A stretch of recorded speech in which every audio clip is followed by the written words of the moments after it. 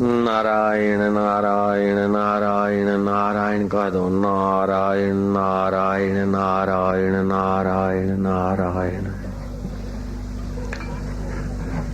ये हम लोगों का सबका सौभाग्य है कि हमको पुण्य भूमि भारत में जन्म मिला है, और इससे भी बड़ा ज्यादा सौभाग्य है कि हमारे माता पिता धार्मिक रहे, आध्यात्मिक जगत में उन्नत रहे होंगे। हमारे पूर्वज परमात्मा प्राप्ति के रास्ते पर कदम रखे होंगे। ये हमारे रक्त के भावों से हमको पता चलता है। आप लोग एक बच्चे को इतना स्नेह देते हैं, मान देते हैं, प्रेम देते हैं, माल्यार्पण करते हैं, पद पद पे वारी वारी जाते हैं। इससे ये सिद्ध होता है कि आपके माता पिता के और बाप दादों के संबंध ऋषि मुनियों से तो जुड़े हैं। आपका गोत्र ऋषि गोत्र ही होगा। मूल गोत्र पर ब्रह्म परमात्मा से ही हम लोगों का चला है। तो ये अभी भी तुम्हारे रक्त में, तुम्हारी नस नाड़ी में भारत की आध्यात्मिकता छलक रही कि तुम इतने सारे लोग मिलकर मुझे मान दे रहे हैं। हकीकत में ये इतना मान मैं चाहता नहीं, मैं मान के योग्य नहीं, लेकिन परमात्मा ने तुम्हारे अंतःकरण को अपने प्यार से भरना चाहा होगा। इसलिए किसी संत को मान आदर देकर अपना हृदय तुम पावन करते हुए उस परम पुरुष का अमृत पीने के अधिकारी हो रहे हो। जहाँ प्रेम वहाँ नहीं नेम, जहाँ नेम वहाँ नहीं प्रेम। कभी कभी प्रेम ऐसा होता है कि तारीखें वे वो छपा छपाया सब धरा रह जाता है। वृंदावन में कृष्ण लीला की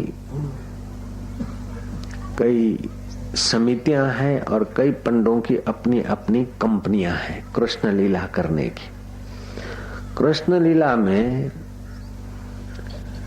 एक से एक स्वांग करने वाले हैं। ब्रिटिश गवर्नमेंट का राज्य था तब की बात है कि किसी भक्त ने आपत्ति उठाई कि भगवान का मोरपींछ जो है बाएं की ओर होना चाहिए ताकि दाएं की तरफ राधिका जी के पर नजर जाए। दूसरी कंपनी ने कहा नहीं, मोरपींछ दाएं होना चाहिए तो बाएं दृष्टि जाए। अब वो दोनों कंपनी वाले आपस में लड़ पड़े, मुकदमा एक दूसरे पर जारी कर दिया। एक बोलता है कि भगवान का मोरपींछ मुकुट जो है बाएं झुका होना चाहिए ताकि दाएं दृष्टि रहे। दूसरे बोलते नहीं, दाएं झुका होना चाहिए ताकि बाएं दृष्टि हो। मुकदमा मथुरा में दर्ज हुआ, पेशी पड़ती रही। आखिर गोरा न्यायाधीश ने, अंग्रेज जज ने न्याय दिया, नो दाएं, no left, no right, straight highway. दाएं भी नहीं बाएं भी नहीं, सीधा होना चाहिए भगवान का मुकुट। अब उस बेचारे को पता ही नहीं कि हे अंग्रेज गोरा, तेरे ऑर्डर से भगवान का मुकुट नहीं बदलता, भगवान के ऑर्डर से तेरा दिल बदल सकता है। जय राम जी की। मुकदमा का जजमेंट तो वहां मथुरा में धरा रह गया। अभी भी मुकुट देखोगे तो या तो दाएं लगाएंगे या तो बाएं लगा देंगे। वो कायदा तो कायदे के पास धरा रह गया, मुकदमे के कोर्ट में ही रह गया। तो जो मुकदमेबाजी से या और कोई दंड या दम दाटी से कुछ काम कर ले थोड़ी देर के लिए, लेकिन उस काम में पूर्ण रस नहीं जो स्नेह से कर लिया जाता है। कोई काम करवाया जाए, टैक्स डाल दें, भरना पड़ता है, उसमें से छटकबारी खोजते हैं। कोई ड्यूटी लगा दे तो पगार लेते हुए भी ड्यूटी में आदमी इधर उधर हो जाता है। लेकिन यहाँ कौन सी ड्यूटी लगाई, कोई पगार थोड़े लेने को आए। फिर भी तुम जानते हो कि पगार, जिंदगी भर पगार मिले, उससे जो मिलता है उसकी अपेक्षा ये जो मिलेगा वो अनंत अनंत गुना है। इसलिए तुम साधु को, संत को आदर देते हो, मान देते हो। ये तुम्हारे ब्लड में समझ है, तुम्हारे रक्त के कण कण में इस बात की समझ है कि नौकरी से, धंधे से, गहनों से, हीरों से, जवाहरात से जो चीज नहीं मिल सकती है वो सत्संग से मिल सकती है। इसलिए सत्संग के लिए तुम बार बार टाइम लेने आते हो, सत्संग का नाम सुनकर तुम पुलकित हो जाते हो। ये बिल्कुल हम महसूस कर रहे हैं कि तुम्हारे पूर्वज कुछ न कुछ सत्कृत्य करके गए होंगे, नहीं तो तुम्हारे रक्त में ऐसे हलाहल घोल कलयुग में और सत्संग के लिए इतनी प्यास, मुश्किल हो जाता है भाई।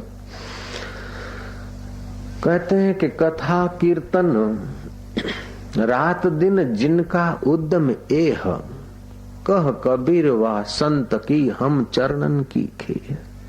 जिसमें कथा कीर्तन की रुचि है, ऐसे लोगों की चरण की हम जूती बन जाए तो भी हमारा उद्धार हो जाएगा। एक बार नाभाजी महाराज, जिन्होंने भक्तमाल की रचना की, बड़े सुप्रसिद्ध सरल स्वभाव के संत, पर दुख कातरता, प्राणी मात्र की भलाई जिनके चित्त में झलकती, जिनका हृदय लोक कल्याण की भावना से भरा, और लेखनी उठाई और भक्तमाल की रचना की। वो नाभाजी महाराज स्वयं तुलसीदास महाराज के दर्शन करने गए। उस वक्त तुलसीदास महाराज अपने राम स्वरूप में विश्रांति पा रहे थे। जो राम में विश्रांति नहीं पाता उसको काम सताता रहता है। कभी काम विकार सताता है तो कभी देखने की कामना, कभी सुनने की कामना, कभी सूंघने की कामना, कभी भोगने की कामना। ये कामना मिटानी है तो फिर काम विकार मिटाना है तो राम रस पीना चाहिए। संसार के सुनने की कामना है तो भगवान के गीत सुनकर अपना बेड़ा पवित्र करना चाहिए।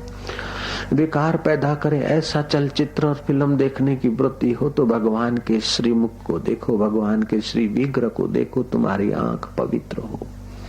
संसार आंखों के द्वारा भीतर घुसता है, कान के द्वारा भीतर घुसता है। भागवत एक ऐसा अलौकिक ग्रंथ है कि महाराज कलयुग में आदमी 8 घंटे बैठ के समाधि नहीं कर सकेगा। कलयुग के आदमी को तो हंसते खेलते भगवान का रस मिल जाए, नहीं तो कलयुग का आदमी बेचारा नोचा जाएगा। ये भागवत का अध्ययन करने के बाद नाभाजी महाराज के चित्त में ये भाव उठा होगा कि कोई भक्तमाल, भक्तों का जीवन चरित्र दूसरे लोग सुने तो उनका हृदय भी कुछ न कुछ पावन होगा, ताकि मेरी लेखनी सार्थक हो जाए, मेरा दिल पवित्र हो जाए। किसी को भगवान के रास्ते चलाने में दिल में जो शांति मिलती है, जो पवित्रता मिलती है, जो आनंद आता है, वो आनंद करोड़पति को भोगने में, करोड़ों का उपयोग करने में भी नहीं आता। जो भगवान नाम से रस मिलता है वो महाराज स्वर्ग में भी रस नहीं है। स्वर्ग का सुख, स्वर्ग का अमृत पीने से तो पुण्य नाश होता है, लेकिन सत्संग का अमृत पीने से पाप नाश होता है। स्वर्ग का अमृत पीने से तो अप्सराएं मिलती है और सत्संग का अमृत पीने से तो परमात्मा मिलता है। जिसके जीवन में सत्संग का अमृत नहीं है, वो चाहे कितनी सुविधाओं के बीच जीता हो, फिर भी वो हृदय का दरिद्र रहेगा। सुख के लिए बाहर भटकेगा, विकारों का शिकार होगा। नाभाजी महाराज ने देखा कि कलयुग का आदमी विकारों का शिकार बनेगा, इसलिए कलयुग के आदमी के आगे भक्तों के जीवन चरित्र अगर रख दिए जाए, शायद उसका दिल पिघले, शायद उसका मन पवित्र हो, शायद उसके जीवन की नैया जीवन दाता के तरफ चले। उस संत प्रवर ने भक्तमाल की रचना की, नाभाजी महाराज ने भक्तों के जीवन चरित्र। एक संत तो यूं कहते हैं कि भगवान के दर्शन से मोह हो सकता है, भगवान के दर्शन से इतना फायदा नहीं होता जितना भगवान के भक्तों के चरित्र सुनने से हो जाता है। जय राम जी की। भगवान के दर्शन करने से तो मोह हो सकता है, भगवान के दर्शन से तो भ्रांति हो सकती है। भगवान के दर्शन करो श्री विग्रह के तो भय, क्रोध और कपट रह सकता है, लेकिन भगवान के प्यारे भक्तों के चरित्र जब कथा में आदमी सुनता है तो मोह, भय और कपट दूर होता जाता है। भगवान के दर्शन तो मंथरा ने किए थे और हृदय में कपट भरा था। भगवान के दर्शन तो कई ने किए थे और हृदय में स्वार्थ भरा था, क्रोध भरा था। भगवान के दर्शन तो गरुड़ ने किए थे। श्री रामचंद्र जी जब नागपाश में बांधे गए उस समय नारद जी गए गरुड़ के पास के गरुड़ ठाकुर जी नागपाश में बंधे हैं, जाओ सेवा का मौका मिल रहा है। गरुड़ जी का तो नाम सुनकर सर्प विदा हो जाए। गरुड़ जी आए, कुछ सर्प तो भाग गए और कुछ सर्प जो जटिल थे उनको गरुड़ जी ने चोंच मार के ठिकाने लगा दिया। श्री रामचंद्र जी नागपाश से मुक्त हुए। गरुड़ जी के मन में हुआ कि अगर मैं नहीं आता तो मेरे ठाकुर जी का क्या हाल होता। जय राम जी की। गरुड़ जी राम जी के दर्शन कर रहे हैं और गरुड़ जी को मोह पैदा हुआ है कि आई एम समथिंग, मैं अगर नहीं आता तो राम जी का क्या। उनको पता नहीं कि मेरे नारायण नर लीला कर रहे हैं, तुम्हें सेवा का मौका दे रहे हैं। भ्रुकुटी बिलास सृष्टि लय हो गई, तुम्हारे संकल्प मात्र से सृष्टि की उथल पुथल हो सकती है। वो श्री रामचंद्र जी है सीता ए सीता है सीता करके दिखा रहे हैं कि एक नारी सदा ब्रह्मचारी व्रत कैसे पाला जाए। जय राम जी की। भैया लक्ष्मण, हाय लक्ष्मण मैं अवध में कैसे जाऊंगा, भैया तो उठ। मेरे भैया लखन तो ऐसी सेवा करता था, मेरे भैया भैया भैया करके भगवान आंसू बहा रहे हैं। नर लीला करके नरों को दिखा रहे कि जीवन में कैसा स्नेह होना चाहिए, कैसा भाई भाई के लिए प्यार होना चाहिए। महाराज रामचंद्र जी की नागपाश में से तो सेवा करके गरुड़ ने मुक्ति करा दी, समझो ठाकुर जी की मुक्ति करा दी नागों से। लेकिन उसके मन में आ गया कि अगर मैं नहीं आता तो मेरे ठाकुर जी आज नागों से बंधे रह जाते। अब ये ठाकुर जी साक्षात नारायण है कि नहीं, ये भगवान है कि नहीं। अगर भगवान होते तो नागों से कैसे बनते। अपने इष्ट के प्रति, अपने गुरु के प्रति, अपने धर्म के प्रति जरा भी संदेह आ जाए तो हृदय की शांति भंग हो जाती है। इसलिए शास्त्र कहते हैं उन व्यक्तियों से बचो, उन विकारों से बचो, उन संबंधों से बचो जो तुम्हारा सनातन संबंध तोड़ दे। तुम्हारा और परमात्मा के संबंध में जो विघ्न डालते हैं उनकी बातों में मत आओ, उनके दर्शनों में मत आओ। ऐसे जो निगुरे लोग हैं, अभागे लोग हैं, विकारी लोग हैं, उनसे हाथ मत मिलाओ, नहीं तो परमाणु उनके तुमको आएंगे। अपने साधन की सुरक्षा करो, अपने अंतःकरण की सुरक्षा करो। कपड़ों की संभाल करना ठीक है, मकान की संभाल करना ठीक है, रुपयों की संभाल करना ठीक है, लेकिन रुपए, कपड़े और मकान तुम्हारे साथ नहीं चलेंगे, ये दिल तुम्हारे साथ चलेगा। दिल में खुदा खुद मालिक रहता है, इसलिए दिल की रक्षा करना, कहीं दिल बिगड़ न जाए। चीजें तो यहीं पड़ी रह जाएगी, लेकिन तुम्हारा अंतःकरण, दिल, जो डॉक्टरों को दिल दिखता है वो तो हार्ट, जो दिल है वो तो अंतःकरण को रहने की जगह है। दिल कोई और सूक्ष्म है जो निकलता है ना, अंतःकरण वो आंखों से नहीं दिखता है। हमारे जो कान है ये वास्तविक में कान इंद्रिय नहीं है, कान इंद्रिय को रहने का गोलक है। हमारी जो आंख है वो वास्तविक में नेत्र इंद्रिय नहीं है, नेत्र इंद्रिय इसके अंदर सूक्ष्म तन्मात्राएं हैं। तो नेत्र रहते हैं लेकिन सूक्ष्म तन्मात्राएं चले जाते हैं, तो आंख होते हुए भी आदमी नहीं देख सकता है, कान होते हुए भी आदमी नहीं सुन सकता है। तो हमारे आंख, कान, नाक, ये इंद्रियों के भीतर पंच तन्मात्राएं काम करती है। ये तन्मात्राएं अंतःकरण से जुड़ी है। जब अंतःकरण निकल जाता है तन्मात्राएं उसके साथ हो जाती। तन्मात्राएं आदि मिलकर 5 कर्मेंद्रिय, 5 ज्ञान इंद्रिय, 5 प्राण, मन और बुद्धि, 17 तत्व मिलकर अंतवाहक शरीर बनता है, वो निकल जाता है तो आदमी मर जाता है, और वो जिस गर्भ में पहुंच जाता है वहां बालक बन जाता है। जैसे इंजन निकाल दो तो गाड़ी पड़ी रह जाती है, ऐसी वो शरीर का इंजन है अंतःकरण। तो मकान लोग स्वच्छ रखना चाहते हैं, कपड़ा अपना गंदा नहीं रखना चाहते, लेकिन आज के आदमी की ऐसी दुर्दशा है कि थोड़ी थोड़ी बात पे दिल गंदा हो जाता है, उसका ख्याल नहीं करता। तो गरुड़ का विचार हुआ कि मेरे ठाकुर जी को अगर मैं नहीं छुड़ाता तो क्या हाल हुआ। बस ऐसा सोचना, संदेह की खाई में गिरे, संदेह की खाई में गिरे और अहंकार अपना उत्पन्न हुआ। जब आदमी का अहंकार बढ़ता और समझता मैंने कुछ किया और मैं कुछ करता हूं, मैं कुछ हूं, तब उसके हृदय की पवित्रता कम होने लगती है, और जो कुछ होता है उस मेरे परमात्मा की सत्ता से होता है। अगर मेरे से ही होता हो तो मैं नहीं चाहता कि बाल सफेद हो जाए। काले बाल रखते थे अपने छपड़े के, जयराम जी की, ये जो काला छपड़ा था वो उसको सफेद नहीं होने देते। तुम्हारे से अगर होता है तो जयराम जी बोलना पड़ेगा। गुलाब कहता है, गुलाब का पौधा कह दे कि गुलाब का फूल मैं खिलाता हूँ, तू गुलाब का फूल तू खिलाता, ये दिख रहा है, लेकिन ऐसी व्यवस्था है उस परमात्मा की। गुलाब का फूल मैं खिलाता हूँ, तू खिलाता है, तो तू मोतिया और मोगरे का फूल खिला के देख तो मैं समझू कि तू गुलाब का फूल खिलाता है।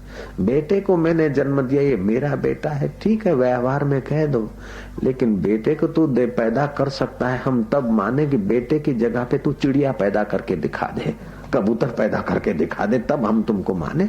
मैं बेटा पैदा किया, मैंने बेटी पैदा किया, अरे उसने तुम्हारे शरीर का ढांचा ऐसा बनाया और उसकी सत्ता से बेटा और बेटी तुम्हारे शरीर से पनपे और हो गए। तो आदमी अगर कह दे कि बेटे को जन्म मैं दे दिया तो ये झूठी बात है।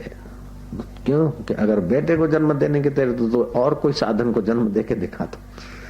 ये कुछ व्यवस्था है, करने वाला दिन रात अपनी व्यवस्था कर रहा है, हम लोग निमित्त मात्र होते हैं।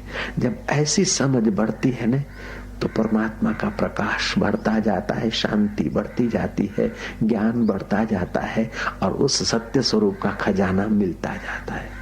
ले तो उसका और मोहर लगा दे अपनी, ये मन की बेईमानी है, अपने को मन धोखा देता है। जय राम जी की। अब गरुड़ जैसे को धोखा दे सकता है तो तुम्हारे को हमारे को कभी धोखा दे दे, इसमें आप संकोच न, संदेह नहीं करना, मिल सकता है। इसलिए सतत सावधान के परमात्मा मन के धोखे से हमको बचाना। नारायण नारायण। गरुड़ जी को धोखा हो गया। ठाकुर जी के दर्शन करने से मोह हो सकता है, भगवान के दर्शन करने से भी आदमी को मोह हो सकता है, लेकिन भगवान के प्यारे भक्तों की चरित्र सुनने से मोह नाश होता है। गरुड़ को हो गया मोह, और मोह होने से माना देह में मोह हो गया ना, कर्तृत्व शक्ति में अपने में मोह हो गया, वो सत्ता भूल गया, अशांति हो गई। पैसा बिगड़ जाए कोई बड़ी बात नहीं है, कपड़ा थोड़ा गंदा मैला हो जाए कोई बड़ी बात नहीं, लेकिन दिल जब मैला होता है नहीं तो आदमी को सताता है। आदमी अपने आप को सताता है, मैला दिल वाला दुखी हो जाता है। दुनिया की सब दौलत एक आदमी के पास हो लेकिन हृदय की शांति नहीं तो वो आदमी अभागा है। खाने को रोटी नहीं, पहनने को कपड़ा नहीं, कंदमूल खा रहे सुखदेव जी महाराज, जड़ भरत जी कहीं से कुछ खा लिया और मस्ती में पड़े हैं। रघुगण राजा उनके चरणों में गिरता है। शांति बड़ी चीज है। इंदौर में सत्संग के निमित्त नहीं, ऐसे कोई कार्य से गए थे 2 घंटा के लिए, लोगों को पता चला और भीड़ इकट्ठी हो गई। उसमें एक आदमी आके, स्वामी जी इंदौर का सत्संग मैंने अटेंड किया था एक बार, उसके बाद आपकी जो हमारे को सब ठीक हो गया बाबा जी, प्रमोशन भी हो गया, गाड़ी भी मिल गया, क्या क्या हो गया बाबा जी, मकान सब हो गया, लेकिन बाबा जी शांति नहीं है। सब कुछ है, शांति नहीं। मेरे को तो जोरों की हंसी आई। मैं क्या, तू क्या कह रहा है? बोले बाबा जी सब कुछ हो गया, गाड़ी मिल गई, प्रमोशन हो गया, बंगला हो गया, सब कुछ हो गया, लेकिन शांति नहीं। मैं क्या, सब कुछ होने के बाद जो शांति नहीं तो फिर होने की कीमत भी क्या है? सब कुछ मिला लेकिन हृदय की शांति तो खो दिया तुमने, तो फिर सब कुछ मिलने की कीमत क्या है? हृदय की शांति बड़ी चीज है। हृदय की शांति सत्संग से मिलती है, हृदय की शांति सेवा से मिलती है, हृदय की शांति सत्पुरुषों के समागम से मिलती है। हृदय की शांति उस सत्य स्वरूप परमात्मा के नाते कार्य करने से मिलती है। काम तो सब कर रहे हैं, रात पाली लोग कर रहे हैं, दिन पाली करते, 16-16 घंटा मजूरी करते हैं 4 पैसों के लिए। भक्त अगर सेवा कर लेता है भगवान के लिए तो उसका हृदय कितना पवित्र होता है। महाराज विमोह हो गया, किसको? गरुड़ जी को। भगवान के दर्शन कर रहा है, गया शिवलोक में भगवान शिव जी को विनंती करता है कि भगवान मुझे थोड़ी अशांति हो गई। बोले अशांति का कारण होगा, दुख का कारण होता है। तो दुख का कारण तो ये है कि प्रभु अब मैं तुम्हारे चरणों में आया हूं, मेरे ऊपर कृपा करो। शिव जी बोलते दुखी कैसे हुआ? बोले दुखी हुआ कि मैंने ठाकुर जी को नागपाश में बंधे देखा, नारद जी ने मेरे को बताया, मैं गया, नाग तो भाग गए, बाकी के नागों को जरा किसी को चौंच पहुंच करके ठाकुर जी को बंधन मुक्त करा दिया। मेरे मन में तब से ये भाव आया कि ये ठाकुर जी इतने बड़े भगवान और नागपाश से भी अपने को नहीं छुड़ा सकते, अगर मैं नहीं आता तो उनका क्या हाल होता। जिस दिन से वो विचार आ गया तब से महाराज मेरी शांति गायब हो गई, मेरी प्रसन्नता खो गई। शिव जी बोला कि जा गरुड़ तू अभागा है, तेरे को मैं सत्संग नहीं सुनाऊंगा, तुझे मैं राम रस नहीं दूंगा। खग की भाषा खग ही जाने, तो पक्षी है ना, आखिर कितना भी गरुड़ है भगवान के चरणों में रहा, लेकिन आखिर तो पक्षी रहा। बुद्धू, मैं अब तेरे को शांति का उपदेश नहीं दूंगा। जा काकभूषण के पास और उनके चरणों में बैठकर जब भगवान का चरित्र सुनेगा या भगवान के भक्तों की गाथा सुनेगा, सत्संग सुनेगा, तब तेरा पाप कटेगा और तुझे फिर शांति प्राप्त हो जाएगी। महाराज गरुड़ जी गए हैं काकभूषण के पास और काकभूषण को अनुनय विनय करके गरुड़ जी ने सत्संग सुना है। भगवान का जो वाहन है गरुड़ और जिसकी महिमा गरुड़ पुराण में भरी हुई है, ऐसे उत्तम व्यक्ति को, उत्तम प्राणी को भी सत्संग सुनने की आवश्यकता पड़ती है। भगवान शंकर अगस्त ऋषि के आश्रम में सत्संग सुनने को जाते हैं। मेरे गुरुदेव नैनीताल में रहते जंगलों में कोई आज्ञा के बिना कुटिया पे जा नहीं सकता था।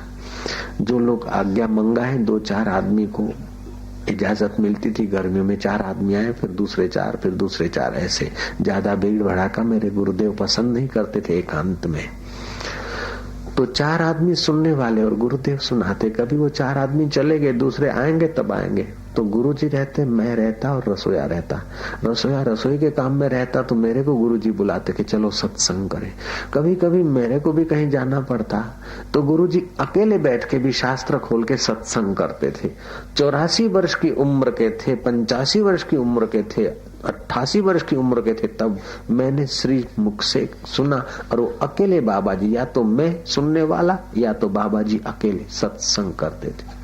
मेरे मित्र संत हैं जो सोमवार को दूध पीकर समाधि में बैठ गए। दूसरा सोमवार हो गया, भक्तों ने घंटनाद किया और बाबा जी को जगाया। बाबा जी बोलते क्यों जगाया? बोले गुरु महाराज आज सोमवार है, लोग दर्शन करने को आए। बोले दर्शन देके तो मैं अभी बैठा, सोमवार है तो मैं अभी तो बैठा हूँ। बोले नहीं बाबा जी, वो 19 तारीख वाला सोमवार था, अब ये 26 वाला है महाराज। सोमवार तो वही है लेकिन 8 दिन बीत गए। 8 दिन की समाधि में बैठने वाले मेरे मित्र संत हैं, राष्ट्रपति लोग उनका दर्शन करने को भी आए। ऐसे ऐसे संत, उनसे मैंने बात विचार विमर्श किया तो वो बोले आसाराम जी समाधि तो करते लेकिन सत्संग के बिना सब ऐसा ही है। अभी मैं नासिक में गया तो वो मेरे मित्र संत खुश हो गए, मेरे को गले लगा के अपने साथ बिठाए। बोले कुछ सुनाओ। भाई आप तो 85 साल की उम्र के हैं, 8 दिन समाधि करते, मैं 8 दिन समाधि में नहीं बैठा हूँ। जय राम जी की, मेरा बाप भी नहीं बैठा तो मैं कहाँ बैठूंगा। 8 दिन समाधि में मैं नहीं बैठा भैया, मैं तो 4 दिन भी नहीं बैठा हूँ समाधि में पूरी जिंदगी में आज तक। 2 दिन भी निर्विकल्प समाधि में, 2 दिन भी योग की समाधि में, 2 दिन भी हम नहीं बैठे। आप तो 8-8 दिन समाधि में बैठे। बोलो वो तो सब ठीक है, लेकिन सत्संग जरूरी है। जब 8-8 दिन की समाधि करने वाले योगियों को सत्संग की जरूरत है, भगवान शंकर को सत्संग प्यारा लगता है, गरुड़ को सत्संग से कल्याण होता है, तो आप और हम लोगों को सत्संग अनिवार्य है, जरूरी है। तो भक्तमाल में नाभाजी महाराज ने भक्तों के जीवन चरित्र पर प्रकाश डाला है। तो भक्तों की गाथाएं सुनकर भक्तों के जीवन का प्रकाश से हमको कहीं मोह से जगने का मौका मिल जाए, ऐसी भक्तमाल की रचना करने वाले भक्तमाल के जिन्होंने प्रसंग सुने होंगे, नास्तिक से नास्तिक आदमी का भी हृदय आस्था से भर जाएगा। तो भक्तमाल के रचयिता नाभाजी महाराज तुलसीदास जी महाराज के दर्शन करने गए। उस वक्त तुलसीदास जी महाराज समाधि में है। भक्तों ने कहा कि गुरु महाराज समाधि में है, इसलिए हम लाचार हैं, नहीं तो संदेशा दे देते। तुलसीदास जी ने कहा नहीं, संत समाधि में हो तो फिर उनको विक्षेप नहीं करना चाहिए। तुलसीदास जी समाधि में थे, नाभाजी महाराज वापस गए। नाभाजी महाराज तो गए अपने ठिकाने में। तुलसीदास जी महाराज जब समाधि से जगे तो भक्तों ने बताया कि नाभाजी महाराज स्वयं चलकर आपके दर्शन करने को आए थे। तुलसीदास ने सोचा कि मेरे द्वार पर ऐसे उच्च कोटि के संत नाभाजी महाराज आए और मैं उनको मिल नहीं पाया, अरे ये क्या हो गया। बोले गुरु महाराज आप ध्यानमग्न थे। तुलसीदास महाराज ने समय निकाला और नाभाजी महाराज के पास चल दिए दर्शन करने को। जब पहुंचे हैं तो देखते हैं कि नाभाजी महाराज के प्रांगण में संतों की और भक्तों की भीड़ है और सब पंगत में बैठ गए हरिहर करने को। पत्तले बिछ गए हैं, दोने दिए गए हैं। महाराज अब क्या करना। वो पहले तो चमड़े के जूते पहनते थे लोग, अभी प्लास्टिक क्या है। जूते पड़े थे, वो जगह भी भर गई थी, जूतों में बैठ गए। कुछ भी हो, भगवान के भक्त की जुत्ती है न, भगवान के प्यारे संतों की जुत्ती है न। है तो चमड़ा, अपवित्र तो है, लेकिन जिसके हृदय में भगवान का भजन है, संत के दर्शन की प्यास है, ऐसे लोग इकट्ठे हुए तो उनकी जुतियां चमड़ा नहीं, उनकी जुतियां तो बस उनके रजकण है भगवान की भक्ति के। संत तुलसीदास महाराज जुतियों में बैठ गए। पिरोसने वाले ने पूरी परोसी, सबने पत्तल में लिया। ये तुलसीदास महाराज हाथ में ले ली तुलसीदास जी ने हाथ में पूरी ले ली। अब आया खीर परोसने वाला, तो सबको दोने में देते कि तुलसीदास ने देखा कि अब कोई साधन तो है नहीं। किसी संत की जुत्ती पड़ी थी, जूता तो समझो ना, बूट पड़ा था, धर दिया। बोले इसमें खीर परोस दो। परोसने वाला बोलता है तुम तो साधु दिखते हो, ये क्या कर रहे हो। तब तुलसीदास जी बोलते हैं, तुलसी जा मुख धोखे निकसे राम। जिसके मुंह से धोखे से भी राम निकल आए। तुलसी जा मुख धोखे निकसे राम, ताके पग की पग तरी मेरे तन को चाम सियावर रामचंद्र की। जिसके मुंह से धोखे से भी भगवान का नाम निकल जाए, उसके चरणों की जुत्ती भी मेरे चमड़े से बन जाए तो मेरा जन्म सफल हो जाएगा। खीर परोसने वाले ने देखा कि ये कोई खाली देखने भर का साधु नहीं है, लेकिन वास्तव में साधु है। इसकी आंख में कितनी अमी है। खीर वाला तो खीर क्या परोसे महाराज, धर दी बाल्टी और भागा नाभाजी महाराज के पास। कोई एक ऐसे साधु आए कि जिनको अपने साधु होने का भी अभिमान नहीं है। वो महाराज हम क्या बताएं आपको। बताने वाले का हृदय पवित्र हो रहा है। पवित्र व्यक्ति का दर्शन करने से सेवा करने वाले भी पवित्र हो जाते। वो तो परोस रहा था खीर, लेकिन खीर परोसते परोसते उसके हृदय में भगवान की भक्ति, संत के दर्शन ने परोस डाली। उसका हृदय भर गया है। नाभाजी महाराज के चरणों में गिर पड़ा कि गुरु महाराज गुरु महाराज। बोले बेटा बोल क्या है? बोले गुरु महाराज। अरे भैया बोल तो। बोले गुरु महाराज आंखें भर आई है। नाभाजी बोलते क्या देख कर आया, क्या हुआ तेरे को? बोले महाराज एक संत आए, संत। बोले क्या है? बोले महाराज वो तो ऐसे चुपचाप बैठ गए, किसी को डिस्टर्ब ना हो, किसी को विघ्न ना हो, इसलिए वो जब देरी से आए तो पीछे ही बैठ गए। पत्तल पिरोसने वाले पत्तल बांट गए थे, दोने बट गए थे महाराज। फिर पूरी वाला पूरी दे गया, उन्होंने हाथ में पूरी ले ली। महाराज जब मैं खीर लेकर गया तो देखा कि हाथ में तो पूरी है, खीर के लिए कोई साधन नहीं है। उस महाराज ने किसी साधु का जूता उठाया, उसमें बोलता कि खीर धर दो। मैंने कहा कैसा पागल आदमी है, मैं पहचान नहीं पाया। मेरे मन में हुआ कैसा पागल आदमी के चमड़े के जूते में खीर मांगता है। महाराज मेरा पागलपन था, इसलिए मैंने उस संत को पागल माना। मैंने कहा कि तुम क्या कर रहे हो? तब उसने कहा तुलसी जामुख धोखे निकसे राम, तुलसी जामुख धोखे निकसे राम, ताके पग की पग धरी मेरे तन को चाम।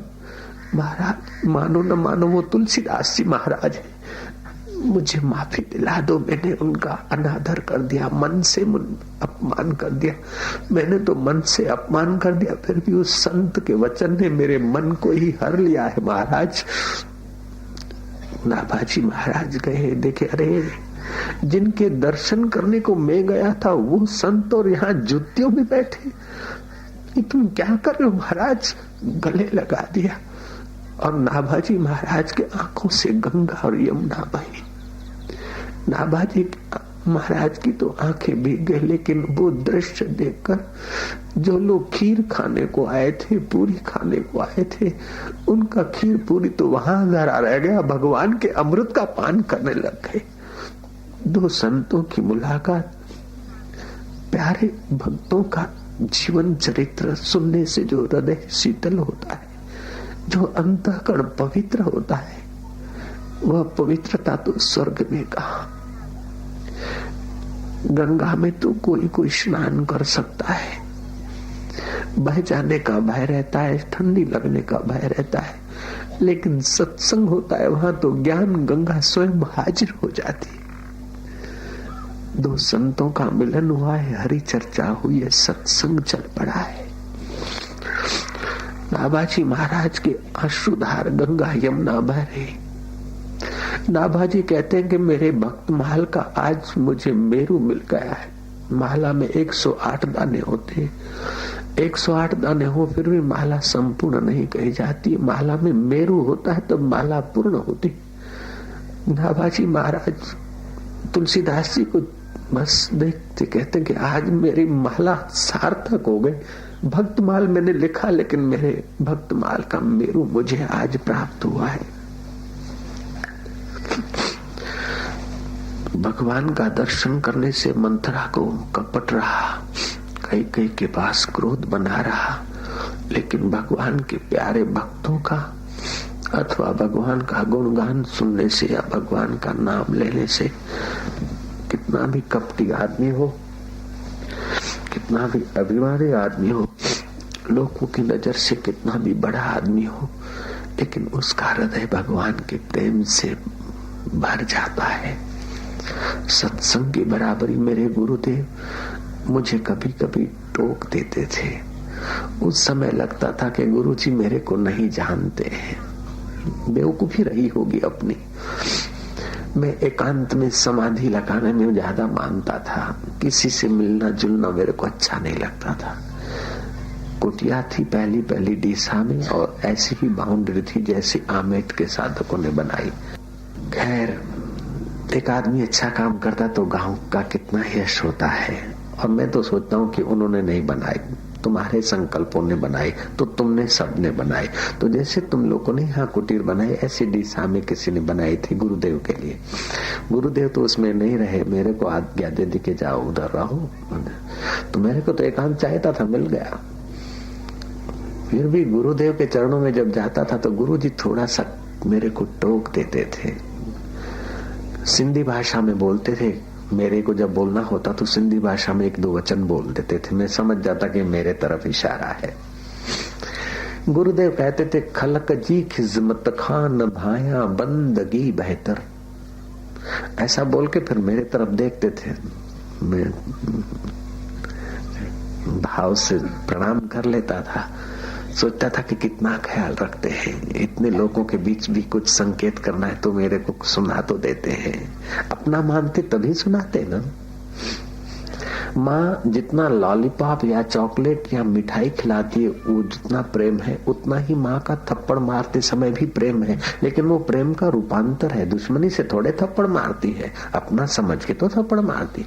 गुरु जब मिठाई देता है, प्रसाद देता है, धन्यवाद देता है, तभी तो गुरु की कृपा है। लेकिन गुरु जब आंख दिखाते हैं तभी भी समझो कृपा है, वो कृपा का रूपांतर है, हमें अपना समझते हैं।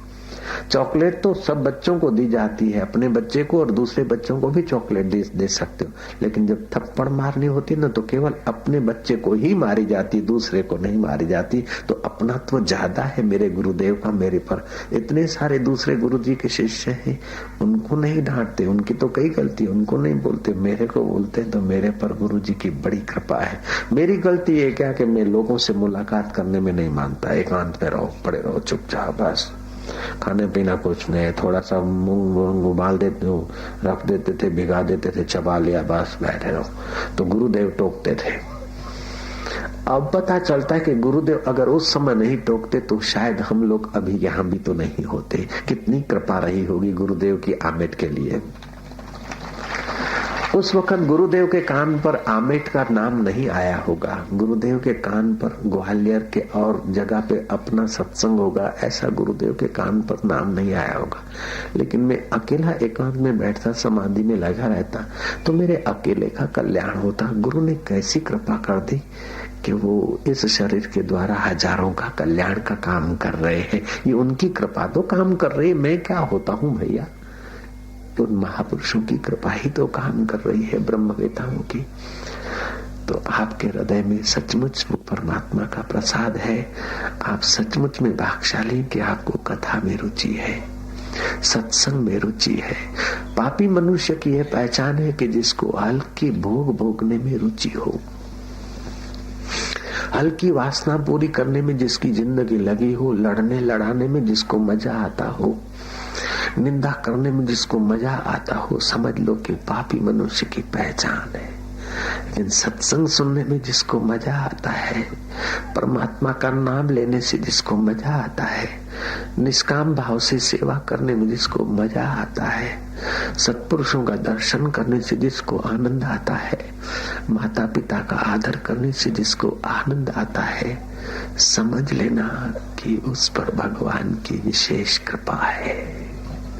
तुलसीदास जी महाराज कहते हैं, तुलसी पूर्व के पाप से हरि चर्चा न सुहाए, जैसे ज्वर के जोर से भूख विदा हो जाए। अति पापी आदमी को सत्संग में रुचि नहीं होती है, और अति पापी आदमी भी अगर सत्संग में जाए तो धीरे धीरे उसके पाप कट जाएंगे, वो निष्पाप होता जाएगा। इसीलिए तुलसीदास जी कहते हैं, एक घड़ी आधी घड़ी, आधी में पुनि आध, तुलसी संगत साध की, हरे कोटि अपराध, सियावर रामचंद्र की। अभी तो थोड़ी देर मिलकर कीर्तन करेंगे। कीर्तन करते करते अपने देह को, मन को, तन को उस परमात्मा के चरणों में अर्पण कर देंगे कि भगवान तुझे जो पसंद है वही हमसे कार्य करवा। जो कार्य करने से तू राजी हो जाए वही कार्य हमसे हो। हे परमात्मा तू ऐसी दया करना। जीवन की शाम हो जाए उसके पहले जीवन दाता हम तेरे आत्म स्वरूप के ज्ञान को पाले। कुटुंबी हमें मशान में छोड़कर आए उसके पहले हे परमात्मा हम तेरे स्वरूप में अपने मय को मिला दे। 3 प्रकार का मय होता है। एक तो स्थूल शरीर, ये मैं हूँ, अमुक जाति का हूँ, अमुक संप्रदाय का हूँ, ये स्थूल अहम है, ये अहंकार कहा जाता है, तुच्छ अहंकार। दूसरा सूक्ष्म शरीर में मैं होता है। स्थूल शरीर में मैं होगा तो आदमी को भोग, वासना और अभिमान बढ़ेगा। सूक्ष्म शरीर में अहम होता है तो आदमी अपनी बात पे अड़ियल रहता है कि बस मैं जो कहूंगा सच्चा। भैया तेरा अकेले का मन नहीं है, दूसरे का भी तो मन है लाला। सोराने में किंतु नी मोने है पण सोरा रोए तो मन है। कदी सोरारी बात वेगी, कभी सोरी होगी, कदी सोरारे मारी होगी तो कदी थारी हैगी मोरी बात भी जोईजे। वो सूक्ष्म शरीर में जब अहंकार घुस जाता है पक्का, अपनी बात पे धावा बुलाते हैं, दूसरे की बात काटते रहते, दूसरे को। स्थूल में अहम होता है तो आदमी को भोग, वासना में रुचि होती है, भोगी बनता है। सूक्ष्म शरीर में अहम होता है तो आदमी विचारों की पकड़ रखता है कि यह होना चाहिए। अरे बीड़ी फर्स्ट क्लास है महाराज, तुम भी पी के देखो। एक जगह पर मैं सत्संग में बोल रहा था कि शराब पीने से कितनी हानि होती है, अभी वैज्ञानिक स्वीकार कर रहे हैं, और कितना अल्कोहल शरीर में घुस जाता है। और शराबी की 10 पीढ़ियां बेचारे की कैंसर के रोग के शिकार हो जाती है। शराबी अपना तो बेचारा नुकसान करता है, उसकी 10 पीढ़ियों का नुकसान करता है। तो सभा में तो बहुत लोग होते, तो 10-5 शराबी बोल रहे कि बाप जी ने पिया नहीं, बाप जी को जरा 1-2 बोतल पिलावे, फिर देखो कि बाप जी भी बोले बाप जी ने पीधु नहीं तो कहीं ठाव पड़े, कतरी मजा आवे। अरे मजा आवे, मैं घणो पीधो है बापा। बोतल की शराब नहीं पी मैंने, मेरे गुरुदेव की शराब पी, उसका नशा अभी तक नहीं जाता है। जाम पर जाम पीने से क्या फायदा, रात बीती सुबह को उतर जाएगी। तू संतों की प्यालियां पी ले, तू भक्तों की प्यालियां पी ले, तेरी सारी जिंदगी सुधर जाएगी, सुधर जाएगी। अल्कोहल पिया तो क्या, जहर पिया तो क्या पिया, चाय पिया तो क्या पिया, कॉफी पिया तो क्या पिया। अरे पी के देख राम नाम की शराब, पी के देख हरि नाम की प्यालियां।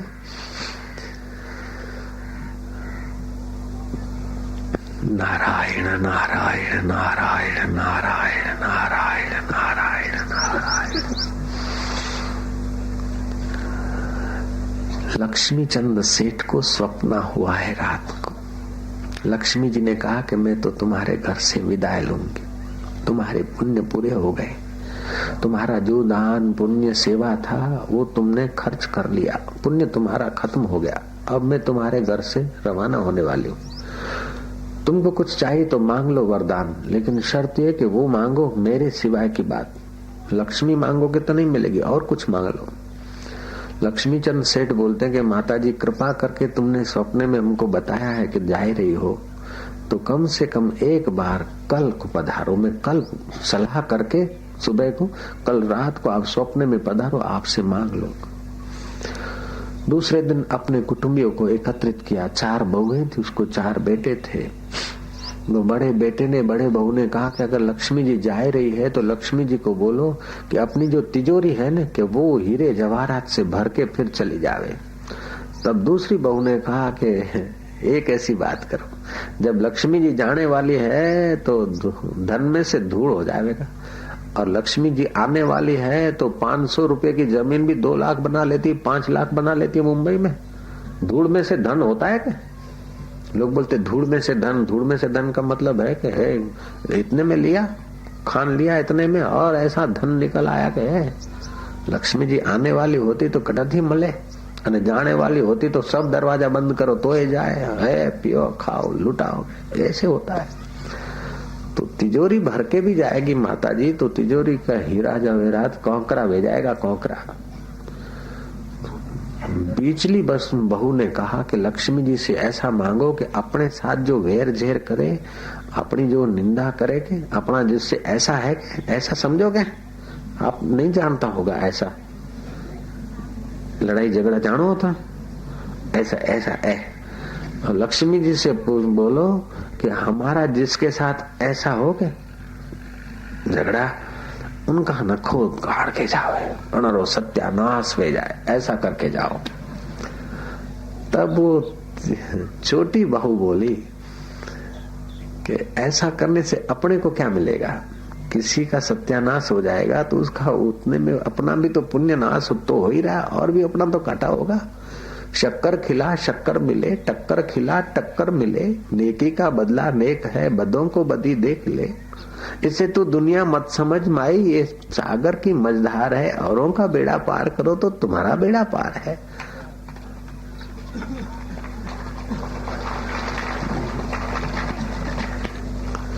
तो वो लड़की बड़े घर की थी। बड़ा घर वो नहीं कि बड़ा बड़ा महल है, बड़ा घर वह है जिस घर में बड़ा परमात्मा है, उसका सत्संग होता है। बड़े में बड़ा परमात्मा और संत का हृदय है, उसकी कथा और चर्चा होती है, वो बड़ा घर है। वो बड़े घर की लड़की थी। उसका माँ बाप तो गरीब थे, फिर भी वो बड़े घर की थी। आप समझ गए ना, बड़ा घर किसको बोलते हैं? जहाँ बड़े में बड़ा परमात्मा है, उसकी चर्चा होती है, सत्संग होता है। वो सत्संगी के संस्कार से पली थी बेटी, बहू होकर आई थी। ससुरा जी आपकी आज्ञा है तो मैं सुझाव दूं। बोले हाँ बेटा बोलो। कि लक्ष्मी जी से दूसरे का सत्यानाश करने का आशीर्वाद लेना ठीक नहीं। लक्ष्मी जी से तिजोरी भर जाए ऐसी मांग करना भी ठीक नहीं। लक्ष्मी जी से तो ये कह दो कि माता जी तुम जा रही है तो भले ही पधारो, हम काहे करो, लेकिन अब वरदान देना चाहती तो माता जी एक तो हमारे घर में संप रहे और दूसरा हमको सत्संग मिलता रहे। ये दो बातें दे के जाओ, फिर तुम्हारे को जाना है तो भले 10 बार चली जाओ, हमारे को वादा नहीं। ससुरा जी ने सुन लिया बहू की बात, उसको अच्छी लगी। रात को लक्ष्मी जी आई स्वप्ने में। ससुरा जी से पूछा क्या चाहिए लक्ष्मी चंद सेठ? बोले माता जी तुमको तो जाना है, अब तुमको तो रोक नहीं सकते, 10 बार जाओ, काहे करो, लेकिन ये वरदान दो कि हमारे कुटुंब में संप रहे और हमको सत्संग मिलता रहे। लक्ष्मी जी ठाका मार के हंसी कि ये किसने सिखाया? जिसको सत्संग मिलता रहेगा उस पे तो नारायण प्रसन्न रहेगा। जिसके घर में नारायण का निवास है उसको उधर तो मेरे को सेविका होके रहना पड़ेगा कि नारायण की तो पगचंपी करती। ये बात तुलसीदास जी महाराज कहते हैं कि जहां सुमति वहां संपत्ति नाना, जहां कुमति वहां दुख निधाना। इस मैदानों में इतना शांति करके हम बैठे, कोई नट या नटी आ जाए या कोई एक्टर आ जाए तो पुलिस वालों को कितनी मेहनत करनी पड़ती है, लाठी चार्ज होता है फिर भी शांति नहीं। यहाँ एक भी लाठी चार्ज करने वाला व्यक्ति नहीं दिखाई देता और कितनी शांति है। विश्व की 4 प्राचीन संस्कृतियां हैं। एक चीन की संस्कृति प्राचीन है, दूसरी इजिप्ट की, मिस्र की,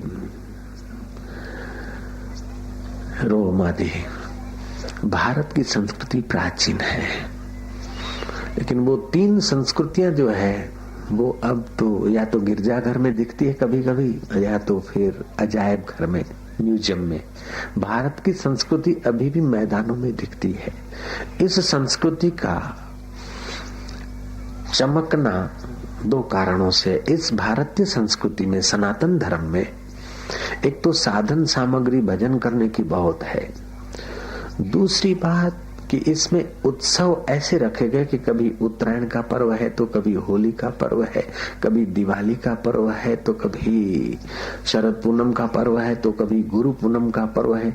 इन पर्वों के द्वारा आदमी के छुपे हुए भावों को जगाकर जीवन में जीते भी जीते जीवन दाता के रस को प्रगटाने की व्यवस्था सनातन धर्म में जैसी है, ऐसी उन 3 संस्कृतियों ने नहीं रखी। इसलिए वो 3 संस्कृतियां अभी एकदम कोने में बैठी हुई है। भारत की संस्कृति भारत में भी फैली है और प्रदेश में भी ये आनंद देने का अभी भी सामर्थ्य रखती है। तो लक्ष्मी चंद ने मांगा कि हमारे जीवन में घर में स्नेह हो जाए और कुटुंब में स्नेह हो जाए और हमको सत्संग मिलता रहे। तुलसीदास जी ने कहा सत्संग से सुमति आती है, जहां सुमति वहां संपत्ति नाना, जहां कुमति वहां दुख निधाना।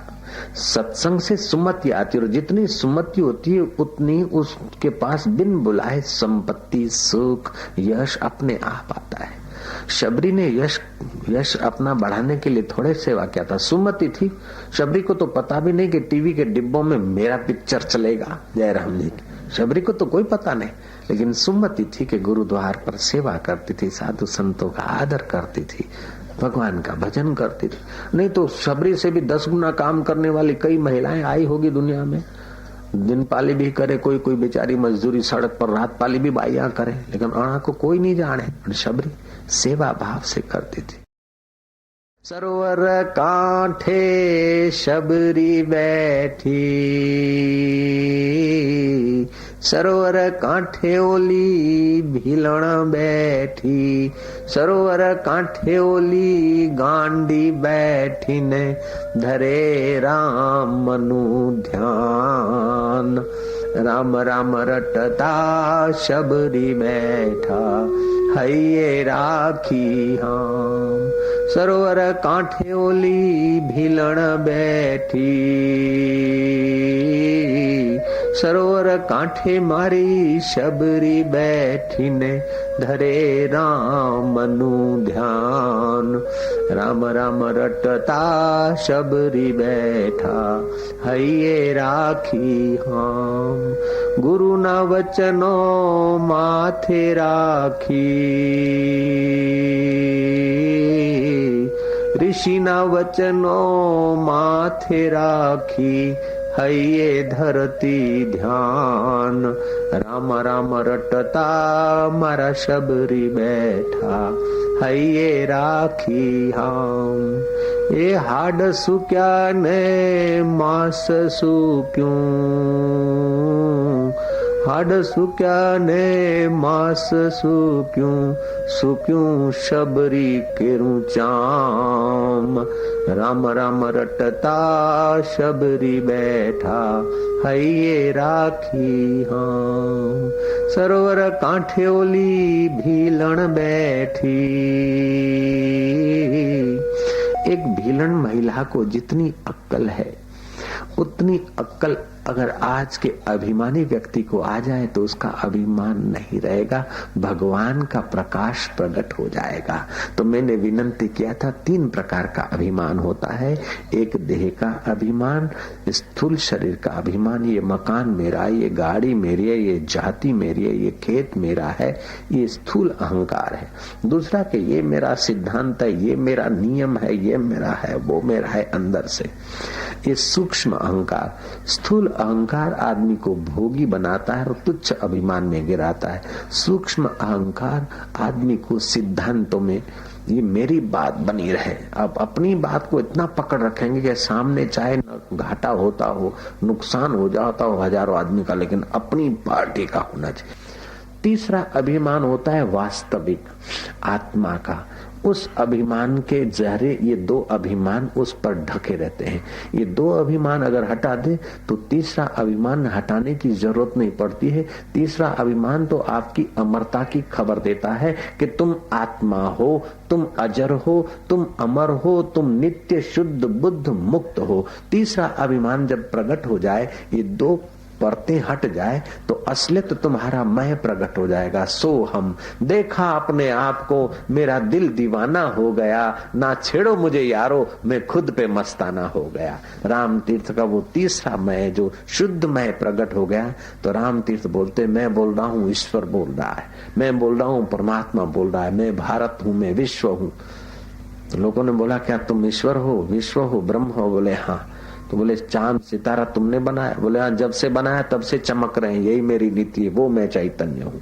ये शुद्ध आत्मा का ज्ञान जिनको प्रकट हो जाता है, उनके आगे शरीर का अभिमान अथवा सूक्ष्म शरीर का अभिमान ये प्रकृति जन्य है, वास्तविक अपने आत्मा में खड़े हो जाते हैं। नमो अरिहंता नाम, नमो सिद्धा नाम। ऐसे जो अरिहंत पुरुष हैं, जो सिद्ध पुरुष हैं, जो अपने आत्मा में ठहरे हैं, आहा, उनके नजीक जाने से भी जो पुण्य होता है, ऐसे पुरुषों के नजीक जाने से जो शांति मिलती है, वो शांति महाराज भोग भोगने में नहीं मिलती। भोग तो गंदे होते हैं, ऐसा कोई भोग नहीं जो भोग भोगने के बाद आपको हाथ पैर धोने न पड़े। जय राम जी की। आप अच्छे से अच्छा भोजन करो, फिर कुल्ला करना पड़ता है। भोजन करके मुंह खराब हुआ तभी तो कुल्ला करते हो के? जय राम जी बोलना पड़ेगा। संसार व्यवहार करके भी हाथ पैर आदि धोना पड़ता है, सफा होना पड़ता है। तो भोग में तो गंदगी है। भोग में गंदगी न होती तो भोग के बाद जरूरत क्यों पड़ती स्नान करने की? समाधि करके कोई स्नान थोड़े करे, भोग भोग के स्नान करना पड़े? भगवान का ध्यान करके कोई कुल्ला करना पड़ता है क्या? नहीं, रोटी खा के फिर कुल्ला करना पड़े, जिस हाथ से खाए वो हाथ धोने पड़े, तो भोग तो हाथ गंदे कर रहा है, भोग तो मुंह गंदा करता है, लेकिन योग तुम्हारा हृदय भी पवित्र करता है, तुम्हारे हाथ भी पवित्र करता है, अरे तुम्हारी निगाहें भी पवित्र करता है। जब तुम योग करते हो और फिर भगवान के भजन में तुम्हारा वास्तविक में प्रकट होता है, तो तुम्हारी निगाहों से लोगों के पाप ताप करते। गंगा पापम शशि तापम दैन्यम कल्प तरुस्तथा पापम तापम दैन्यम च घ्नन्ति संतो महाशया। गंगा में स्नान करने से तो पाप करते हैं, चंद्रमा की चांदनी में तो ताप हटता है, और कल्प वृक्ष मिल जाए तो दरिद्रता दूर होती है, लेकिन सत्पुरुष की कृपा मिल जाए, सत्संग में रुचि हो जाए तो पाप ताप और दरिद्रता हृदय की सदा सदा के लिए मिट जाती है और जीव शिव को प्राप्त होकर जीवन मुक्त हो जाता है। ये सत्संग की महिमा है। इसलिए जीवन में जिसको सत्संग मिल गया, सत्संग में रुचि हो गई, समझ लो कि उसके ऊपर भगवान की महती कृपा है।